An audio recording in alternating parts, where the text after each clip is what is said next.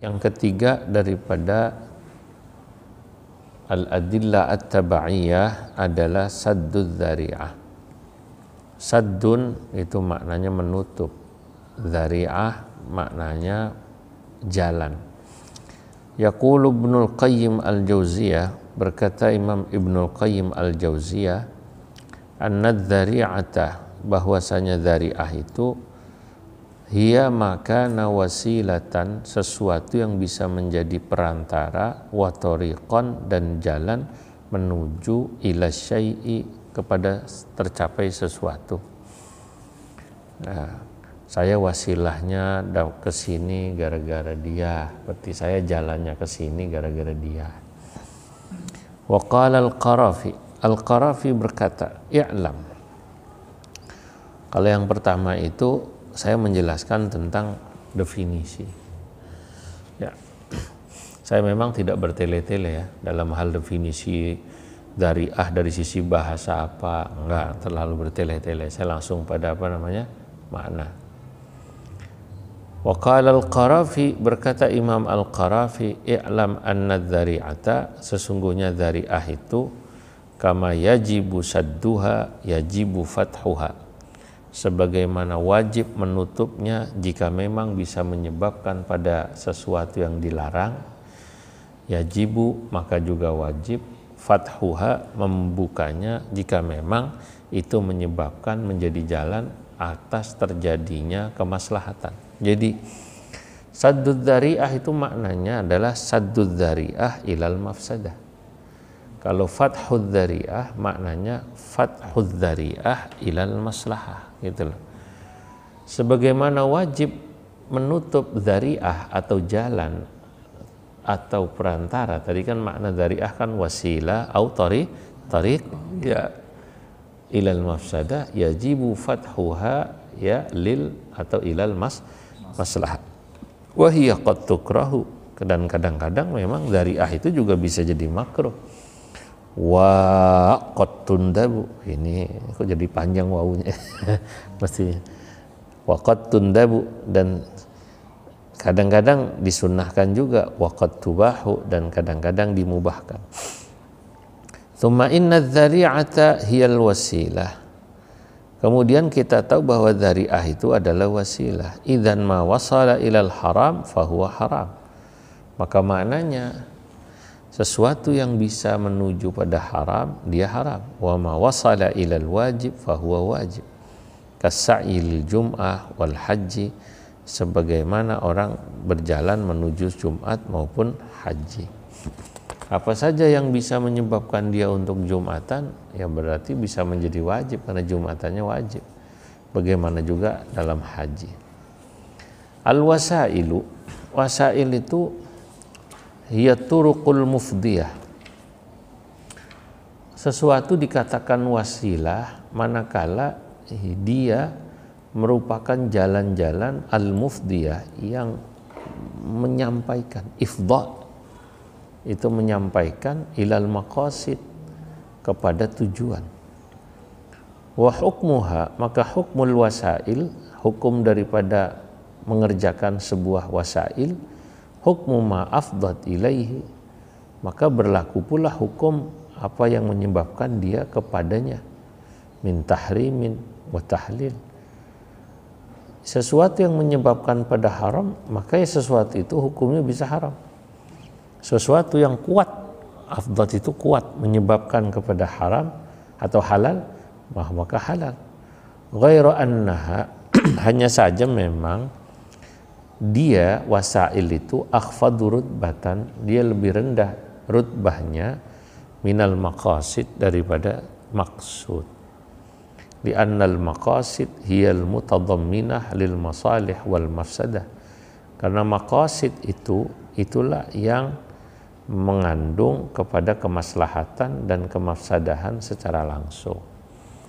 Kalau jalan menuju ke sana kadang-kadang ada maslahatnya, kadang-kadang tidak. Ya. Wa qad ishtaharat fi hadzal ma'na, dan telah masyhur menjelaskan makna ucapan yang tadi kita bahas, qaidatun fiqhiyah, satu kaidah fikih yang berbunyi lil wasail hukmul maqasid. Ya, thumma farraqal ulama, kemudian para ulama itu membedakan bainal wasilah wal dzari'ah. Apa itu wasilah, apa itu dzari'ah? Walaupun seringkali ada yang menyamakannya. Wasilah ya wasilah, dzari'ah ya dzari'ah.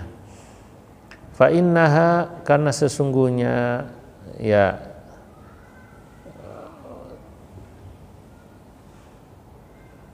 mana tadi? Al-wasilah, oh gitu ya. Al-wasilatu hiya, wasilah itu adalah ma yusilu ila al-ghayati qat'iyan wala dhanniyan. Kalau wasilah itu maknanya kata para ulama adalah sesuatu yang bisa mengisolkan, menyampaikan seseorang kepada tujuan. Dhannan au qat'iyan, bisa dhanni, bisa qat'i. Ya. Artinya dia lebih kuat wasilah itu. Bi khilafid dzari'ah, berbeda dengan dzari'ah, fa innaha ma qad yusilu. Nah, dia kadang-kadang saja. Ya, kadang-kadang bisa sampai ya ilal ghayah, pada tujuan, walakinnahu laisa qat'iyan wala dhanniyan, tapi dia sama sekali tidak qat'i dan juga tidak dhanni. Dari sini kita bisa tahu bahwa wasilah lebih kuat daripada dzari'ah. Itulah ya. Nah, saddud dzari'ah ini tadi sama lil wasail hukmul maqasid. Maka wasilah itu dari sisi bahasa itu oleh para ulama diartikan lebih kuat. Idzan fal wusulu ilal ghayati bil wasail. Jika begitu, sampainya sesuatu ilal ghayati, kepada tujuan, bil wasail, dengan wasilah, aqrabu, lebih dekat, minal wusuli ilal ghayat bid dzara'i, daripada dia sampai dengan apa namanya dari dzari'ah ya. Jadi gitu. Hujjiyatu saddid dzari'ah, kehujjahan saddud dzari'ah. Yara jumhurul ulama, mayoritas ulama berpendapat anna dzari'ata hujjatun syar'iyyah, bahwa namanya saddud dzari'ah, hujjatun syar'iyyah, itu bisa dijadikan hujjah. Wad dalilu 'alal istidlal bid dzari'ah, adapun dalil ya menggunakan dzari'ah itu huwa qauluhu ta'ala, adalah firman Allah Ta'ala, ya ayyuhan nas, wahai manusia, wa'budu rabbakum, sembahlah rabbakum, Tuhan kalian, alladzi khalaqakum, yang telah menciptakan kalian, walladzina min qablikum, dan orang-orang sebelum kalian, la'allakum tattaqun. Nah, wa qauluhu ta'ala, wa la ta'kulu amwalakum bainakum bil batil wa tudlu biha ilal hukam. Wa qauluhu ta'ala, wa la tasubbu, ini kurang alif ya, benar ya, kurang alif kan, wa la tasubbul ladzina yad'una min dunillah fayasubbullaha adwan bighairi ilm. Nah, ini ayat-ayat ini semua itu dalil kamu jangan mencela Tuhan orang lain, sebab bisa jadi, nah itu kan bisa jadi, bisa enggak berarti kan, karena kau mencela Tuhan orang lain maka Allah dicela gitu loh.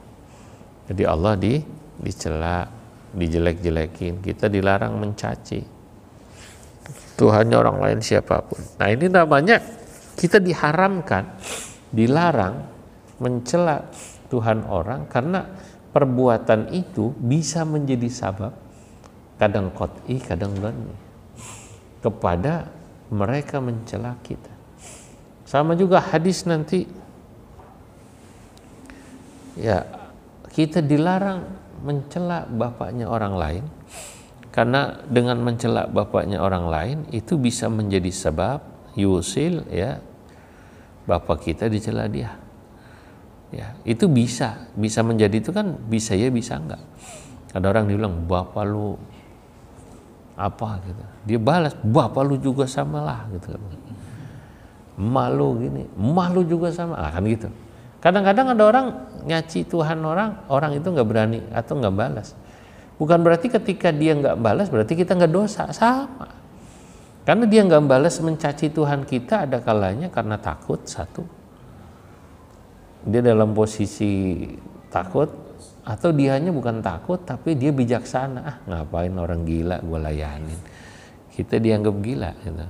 Atau ada kalanya dia tidak membalas cacian kita terhadap Tuhannya karena dia bisu. Tapi hukum haramnya masih berlaku bagi kita walaupun dia tidak membalas. Paham gak itu kira-kira? Wa fil hadithi qauluhu sallallahu alaihi wasallam. Dalam hadis daripada saddud dzari'ah adalah ucapan Nabi Muhammad sallallahu alaihi wasallam, hina usyira ilaihi biqatli man dhahara nifaquhu, ketika diberi isyarat kepada Nabi bahwa ada orang-orang yang kelihatan kemunafikannya, Nabi jawab begini, saya nggak mau.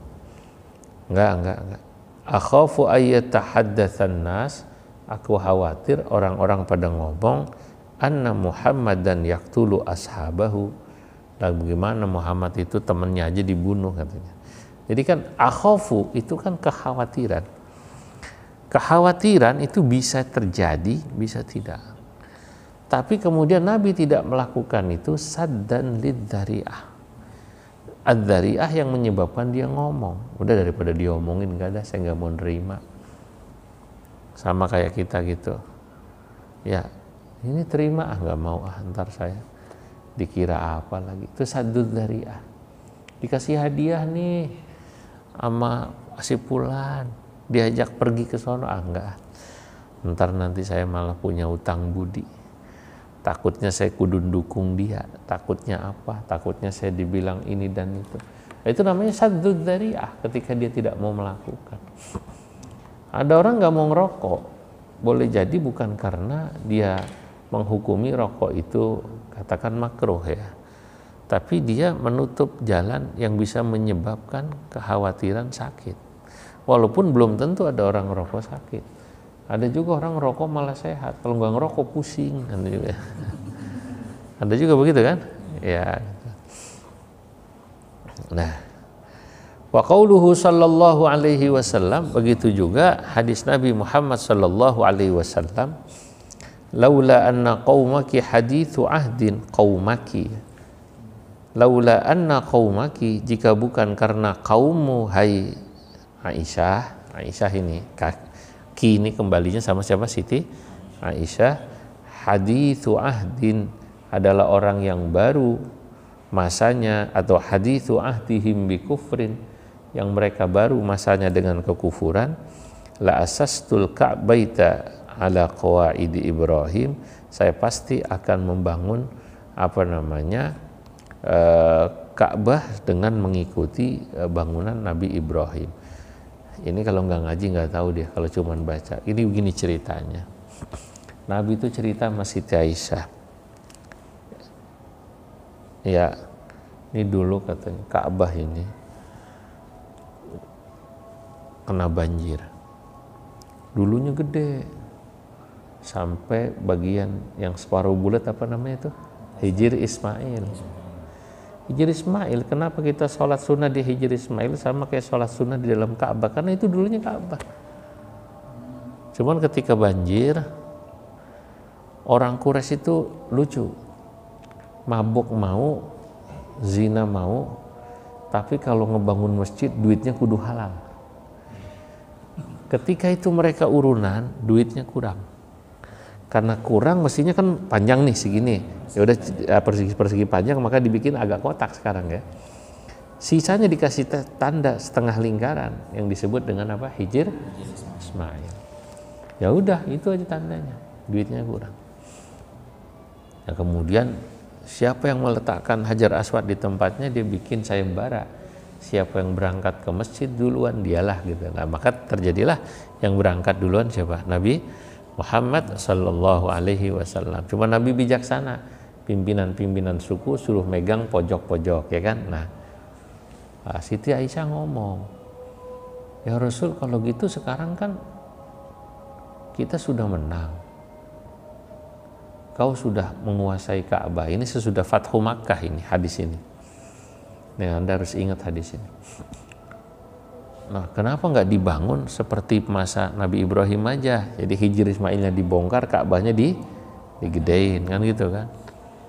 Nah, Nabi bilang, laula anna qaumaki hadithu ahdin bil jahiliyah. Dalam riwayat lain, lanaqadtul Ka'bah. Aku akan bongkar Ka'bah, wala banaituha ala qawaidi atau ala asasi Ibrahim. Aku akan membangunnya sesuai dengan yang dibangun pada masa Nabi. Enggak, jangan Aisyah, kaummu ini Islamnya baru, nanti takut geger. Muhammad baru menang jadi Nabi aja Ka'bah dibongkar. Nah, kira-kira gitu, paham nggak? Nah, makanya mestinya orang siapapun termasuk dalam politik itu mestinya begitu, mempertimbangkan. Jangan begitu dia jadi semua diganti. Terus saya dulu dengar cerita ketika Ikhwanul Muslimin menang di Mesir tahun 2013. Terus kan sebentar, Mursi itu kan baik ya, hafal Quran. Lalu saya ke sana 2014. Ada undangan lah, konferensi. Saya diantar diplomat. Saya nanya, kenapa sih itu Mursi katanya hafal Quran bagus, kok tiba-tiba dilengserin gitu kan? Oh ini katanya mungkin lupa akan hadis ini. Begitu menang semua gubernur diganti. Nah, sementara rezim Mesir itu dulunya rezim tentara, paham nggak gitu? Diganti semua, sekian provinsi. Satu, kedua kurang menghormati Al-Azhar. Ya, jadi Ikhwan itu kurang menghormati apa namanya Al-Azhar. Dia punya seks sendirilah. Padahal orang Ikhwan itu rata-rata dulunya alumni Azhar, tapi kepada Al-Azhar kurang menghormati, yang lebih memuliakan ya anunya lah. Sama kayak ada satu partai di Indonesia begitu. Dia boleh dari organisasi apa aja, NU, Muhammadiyah, Persis, masuk ke partai itu. Tapi kalau di partai itu nggak ngormatin organisasi asalnya, kira-kira gitu, mirip-mirip gitu. Nah, kurang hormati organisasi asalnya. Wah, singkat cerita, ada acara bahkan yang Syekhul Azhar itu pasti dihormati di sana. Syekhul Azhar itu derajatnya sejajar sama Presiden Mesir. Iya, saking dihormatinya di Mesir. Presiden Mesir takut kalau Syekhul Azhar ngomong bisa Cuman Syekhul Azhar waktu itu tidak dihormati. Ada satu acara nggak dikasih sambutan, duduknya juga biasa. Lama-lama suasana jadi panas. Azhar nggak suka, kemudian tentara juga karuan gitu ya, nggak suka. Ya gitu. Nah, Nabi sebenarnya udah mengajarkan ini. Orang itu walaupun berkuasa menang, jangan langsung main gonta-ganti gitu kira-kira. Nanti akan menimbulkan fitnah. Lah itu tidak mengganti itu dalam rangka saddud dzari'ah gitu kira-kira. Tidak membongkar Ka'bah itu jadi bukan karena takut. Maka harus dihitung kalau mau mengganti, oh ini berbahaya ini, ya udah. Kira-kira gitulah. Sebab kalau langsung wah bisa geger gitu. Langsung bisa geger. Ini contoh. Nah, ini cerita tentang Mesir. Nah, kembali menarik kepada orang jahiliyah. Orang jahiliyah tadi kan lucu ya. Dia mabok mau, zina mau, judi mau, nyolong mau, tapi nyumbang Ka'bah, nggak mau pakai duit haram. Orang sekarang kebalik, haji mau gitu ya, umroh mau, duit buat nyumbang masjid dari korupsi. Gitu. Itu kebalikan sama orang jahiliyah berarti kan. Orang jahiliyah enggak, dia nggak mau dia. Gue mabuk sih mabuk, tapi kalau nyumbang gue kudu yang halal gitu. Gitu ya. Ini jadi filosofinya itu luar biasa orang jahiliyah itu. Ini cerita kenapa Ka'bah itu dan sampai sekarang. Lalu itu kemudian Ka'bah sempat dirubah. Sesudah masa Nabi, ini supaya tahu, berkuasalah namanya gubernur Mekah waktu itu Zubair, dibongkar, digedein Ka'bah. Hijr Ismail hilang, paham nggak? Kemudian anaknya Muawiyah Yazid lewat Al-Hajjaj dibongkar lagi, dibalikin kecil lagi, ya yang ada Hijr Ismail. Oke. Itu jaraknya nggak jauh, itu paling berapa tahun gitu. Saya dibongkar lagi. Sampailah pada masa Imam Malik radhiyallahu anhu. Datanglah Harun ar-Rasyid atau bapaknya saya lupa. Minta saran pada Imam Malik, bagaimana kalau Ka'bah dibongkar lagi, Hijr Ismailnya dibongkar, paham nggak? Jadi ngikutin seperti pada masa Nabi, mungkin dengan alasan Islam sudah tidak lagi qaribu ahdin bil jahiliyah. Kan ini kan alasannya kan, laula anna qaumaki qaribu ahdihim bil jahiliyah atau bi kufrin. Kan udah jaraknya jauh nih, Islamnya udah kuat gitu. Bagaimana kata raja kepada Imam Malik kalau dibongkar aja supaya kembali seperti sebelum kena banjir, seperti pada masa Nabi Ibrahim. Imam Malik luar biasa. Imam Malik baca sejarah. Ini ada di kitab Al-Muwafaqat. Cuman saya nggak tulis di sini semuanya. Ya capek nulis. Kalau saya ceritain itu semua saya tulis, capek banget rasanya tangan itu. Enakan diceritain gini, kalau di mulut nggak capek kan, cerita doang. Lalu kata Imam Malik baca nih sejarah dari zaman Nabi nggak bongkar, kemudian Zubair bin Awam bongkar, dibongkar lagi oleh Hajjaj As-Saqafi gitu ya. Nah, ini mau dibongkar lagi, kata Imam siapa tadi? Malik bin Anas. Imam Malik, jangan ya Khalifah, saya tidak mau Anda membongkar. Saran saya gitu, nggak usah, biarin aja. Kenapa? Li alla yatala'aban nasu bil Ka'bah. Karena kalau ntar dibongkar, Ka'bah buat mainan manusia, terutama penguasa, sesuai selera dia. Nggak selera nih, kecilin aja, gedein aja, nggak bisa habisin gitu. Apalagi kalau beda apa namanya? Musuhan gitu lah kan, itu kan kalau ini Umayyah, Bani Abbasiyah, terus apa, kan nggak ada habisnya.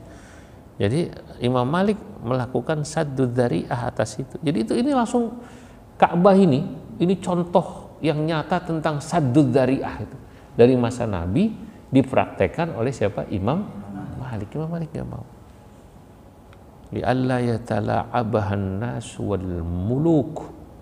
Saya nggak mau Ka'bah buat mainan siapa? Orang-orang, terutama para raja.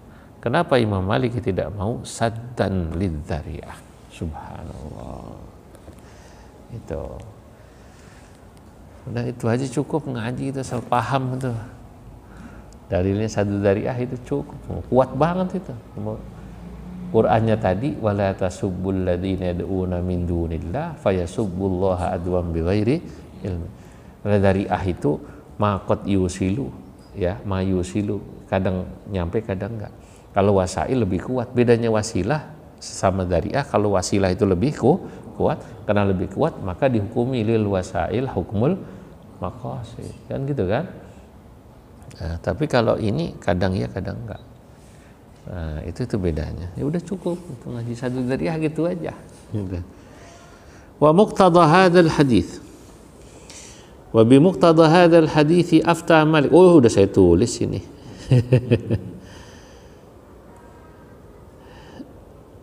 Wa bi muqtada hadzal hadits, dan dengan hadis tadi afta Malikun ala Harun ar-Rasyid.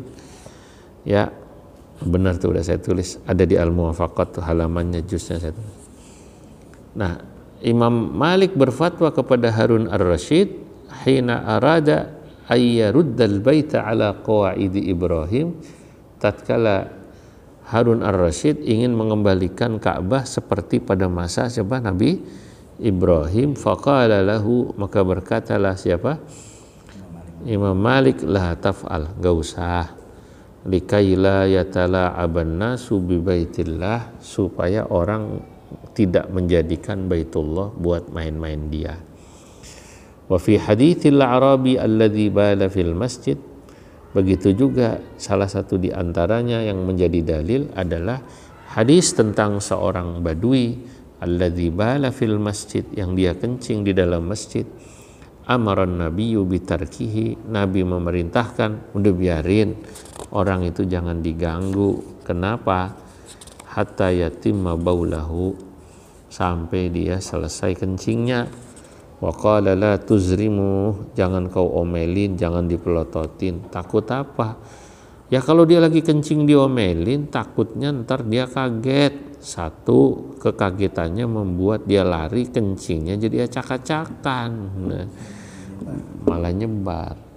Kedua, ya itu akan menyebabkan dia tidak suka dengan Islam. Islam galak amat sih, gua kencing aja diomelin. Nah orang Badui kan nggak ngerti kalau masjid itu nggak boleh dipakai buat apa namanya, kencing. Itu kira-kira gitu. Jadi saddud dzari'ah itu salah satunya gitu. Maka Anda menjawab salam ketika ada orang kafir salam pada Anda nanti. Syekh Nawawi itu ada dalam tafsirnya. Marah labid. Itu harus dilihat, ada hajat apa enggak dilihat. Kalau nanti orang ini tidak saya jawab salam, dia nanti punya pandangan buruk sama Islam, maka itu harus ditutup dengan dijawab. Gitu loh, paham enggak? Ya, lengkap boleh. Ya, atau setidaknya ya sama. Wa idza huyyitum bi tahiyyatin fahayyu bi ahsana minha aw rudduha. Bi ahsana minha menurut sebagian ahli tafsir maknanya kita menjawab salam lebih baik kalau yang salam mukmin. Aw rudduha atau dibalas sama kalau yang salam kafir gitu. Bahkan ada sebagian ahli tafsir begitu. Kalau dia salam assalamualaikum, waalaikumsalam. Kalau dia salam selamat pagi juga. Gitu loh, paham gak kira-kira? Karena dia hanya selamat pagi, ya kira-kira gitu kira-kira. Nah, makanya beberapa ulama termasuk tabi'in, dia ketika salam dijawab assalamualaikum, waalaikumsalam warahmatullah. Faqila lahu, kenapa kau jawab dengan warahmatullah? Alaisa huwa hayyun fi rahmatillah. Dan bukannya dia hidup atas rahmat Allah katanya. Dan nah, udara yang dia hirup rahmat Allah, rizki yang dia makan rahmat Allah. Lu galak amat loh, Allah aja ngasih rahmat tuh gitu, paham apa enggak? Waduh, digituin gitu. Nah, makanya kalau kira-kira tidak menjawab salam bisa menimbulkan kesalahpahaman dia. Kita orang Islam dianggap sombong, Islam galak, maka itu harus ditutup dengan menjawab, paham nggak? Atau dibalik, jika menjawab salam itu pada orang kafir membuka satu jalan di mana dia menjadi simpatik pada Islam, bahkan kita tidak anu duluan ya, bahkan salam duluan pada mereka lah, ya itu maka itu kalau membuat mereka jadi senang ya boleh pada Islam. Jadi gitu, sama kayak orang apa namanya, ini kan bukan sesuatu yang qot'i saja lah, salam itu kan bukan sesuatu yang qot'i, nggak usah kaku-kaku amat gitu loh. Nah, gitu sesuatu yang dhoni. Kalau orang yang kaku ya biasanya nggak ngerti qot'i sama dhoni. Nah iya, mana ya sama kayak ucapan selamat Natal itu kan tidak qot'i juga, itu dari dulu orang meribut aja gitu. Tiap tahun asal mau Natal ribut, ya kalau nggak mau ya udah gitu aja, nggak usah ribut. Karena udah ngaji fikih, usul fikih dia. Nah, tinggal dilihat itu fathud dzari'ah apa saddud dzari'ah. Gitu. Kalau saddud dzari'ah ya nggak usah. Kalau diucapkan orang awam, takut ntar dia mengira ya itu bagian daripada syiar agama orang. Tapi kalau yang ngomong orang pinter ya nggak ada apa-apa, dia nggak ada rasa apa-apa. Syekhul Azhar mengucapkan selamat Natal, dia mewakili umat Islam Mesir, udah cukup saya aja yang ngomong kan gitu loh kira-kira. Ya udah gitu loh. Nah makanya kalau saya nanya, boleh nggak saya selamat Natal? Emang lu perlu ngucapin? Perlu Pak, sebab bos saya. Kalau itu boleh. Ya itu karena perlu apa enggak? Kalau cuman dia nggak perlu, bukan siapa-siapa ngapain juga gitu loh. Itulah kira-kira fathud dzari'ah atau saddud dzari'ah tergantung dilihat di situ. Wah ini ada midanun wasi', majalun wasi'. Saddud dzari'ah, fathud dzari'ah itu sangat luas. Nah, makanya nanti yang akan menentukan itu pada ifdha. Al-ifdha itu kuat apa tidak. baru bisa kita pakai. Saudara, kalau misalnya kita tahu Islam sedang dibutuhkan kelembutan atau citra positif itu di hadapan mereka, dan kalau kita tidak menjawab salam mereka atau mengucapkan salam, mereka akan melihat kok Islam kaku galak, maka itu ifdoknya kuat berarti, gitu loh. Ifdoknya kuat. Ini yang harus dipahami. Jadi jangan dikit-dikit, wah dia mah orangnya liberal gitu kan, atau orangnya terlalu baik sama orang non muslim. Ya tergantung dia punya sisi usul fikih yang kuat apa enggak gitu. Fahadihi kulluha, itu tadi yang kita bahas semuanya adillatun, adalah dalil-dalil dalat yang menunjukkan ala saddid dzari'ah, atas adanya satu dalil namanya saddud dzari'ah, menutup pintu ya. Wan nadhar ilal af'alil mustaqbalah, dan melihat pada sesuatu yang akan terjadi di masa yang akan datang. Kadang-kadang nanti saddud dzari'ah itu oleh para ulama sering juga disebut dengan an-nadhar ila ma'alatil af'al. Saddud dzari'ah itu kan di sini ilal af'alil mustaqbalah. Kadang-kadang disebut juga, boleh ditulis nanti. Udah ada ya? Yang lama. Oh, sama dia dirubah berarti nih ya. Yang lama malah. Wah, dia ngawur dia itu ngerubah itu. Merubah tulisan saya. Dia nggak ngerti istilah usul fikih itu. Ya, ila ma'alatil af'al, ya kepada sesuatu ma'alat, ya, sesuatu yang akan terjadi di masa yang akan. Kalau yang punya kitab baru tulis an-nadhar ila ma'alatil af'al. Mana coba saya minta. Aduh, ngawur. Ini orang ngerubah, dia nggak tahu usul fikih begini nih. Jadi cuma ngerti bahasa Arab. Ini yang ngetik gitu loh. Untung dibaca ya, ketahuan.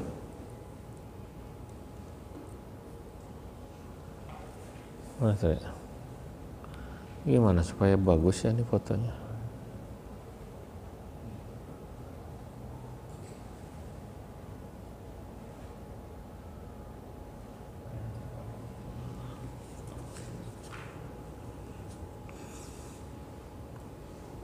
Terus kalimatnya gimana di situ, Beb?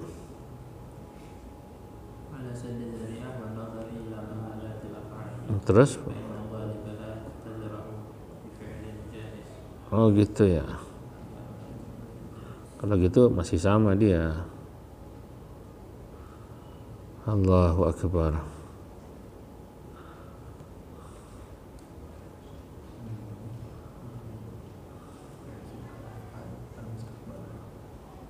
An-nadhar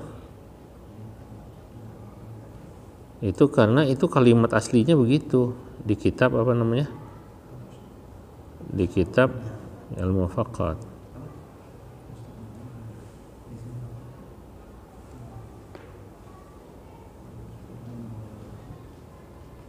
Fi'lin jaizin, karena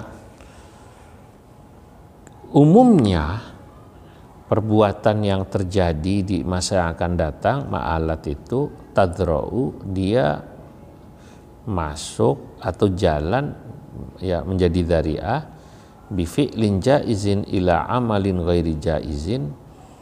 Awalnya dia mengerjakan sesuatu yang boleh, tapi nanti akan menjadi sebab munculnya perbuatan yang menjadi tidak baik. Fa aslul fi'li masyru', asal daripada perbuatannya pada saat kita lakukan sekarang boleh gitu loh. Tapi lakini syai'ul mustaqbal ghairu masyru', tapi nanti dampaknya ketika Anda lakukan menjadi tidak boleh. Gimana?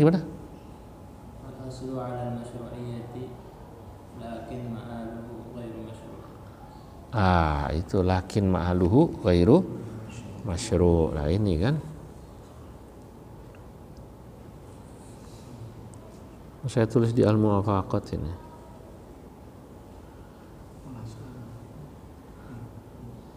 Nah itu. Dia ganti ya. Wa 'ala tawsi'ati wa raf'il haraji kulluha. Dan dalil-dalil yang menunjukkan atas adanya fathud dzari'ah wa 'ala tausiyah wa raf'il haraj kulluha. Mana itu? Cuma sampai gitu ya?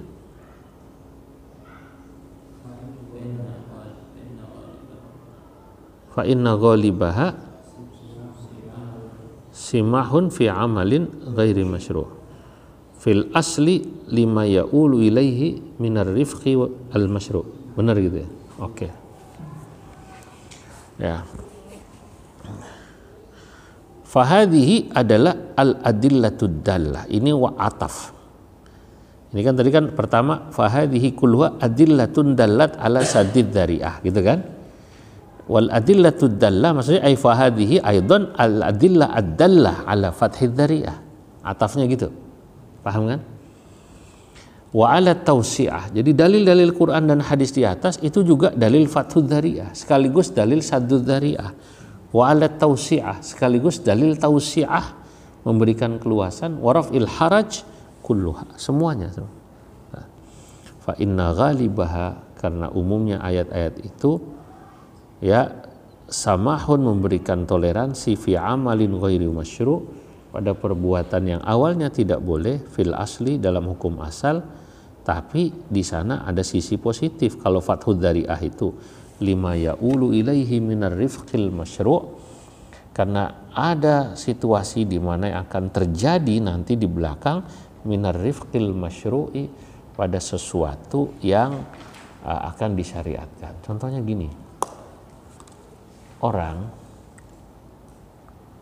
ini fathud dzari'ah ini menarik ya, sudah kena narkoba, kecanduan.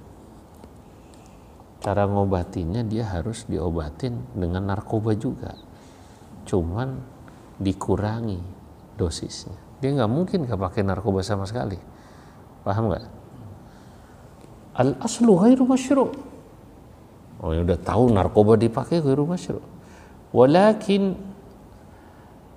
alladzi ya'ulu ilaihi fil mustaqbal huwa masyru'. Tujuannya adalah ngobatin fathud dzari'ah. Kalau nggak mungkin dia berhenti total, wah langsung apa namanya? Sakau.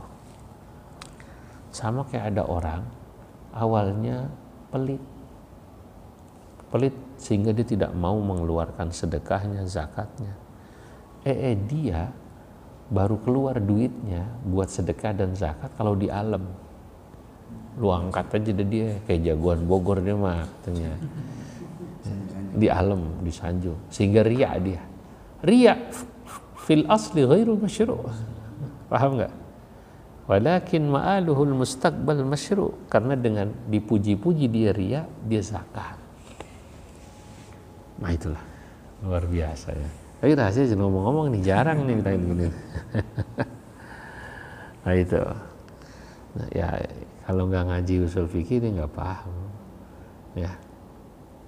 Ya jadi ada orang, Pak gimana Pak? Dia ngaji tapi masih mabok, biarin aja. Lalu dia mabok ghairu masyru', ya kan? Tapi dia tahu dia dengan mau ngaji lama-lama nanti akan baik. Dia ngaji pakaiannya masih begitu, kalau perempuan, pakaiannya ketat sehingga santri putra pada meremlek gitu katanya misalnya. Gitu. Datang ke majelis ada perempuan cakep gitu ngaji, dia nggak, biarin aja. Nanti lama-lama masa dia nggak malu. Kira-kira gitu. Itu sama fathud dzari'ah juga itu. Itu salat juga dia lagi salat dalam kondisi mabuk. Artinya dianya belum benar gitu kan. Ya nggak apa-apa, orang dia belum benar, tapi ya dia nanti dengan sendirinya akan baik. Itu fathud dzari'ah. Aqsamud dzari'ah wallahu a'lam bishawab. Ajib.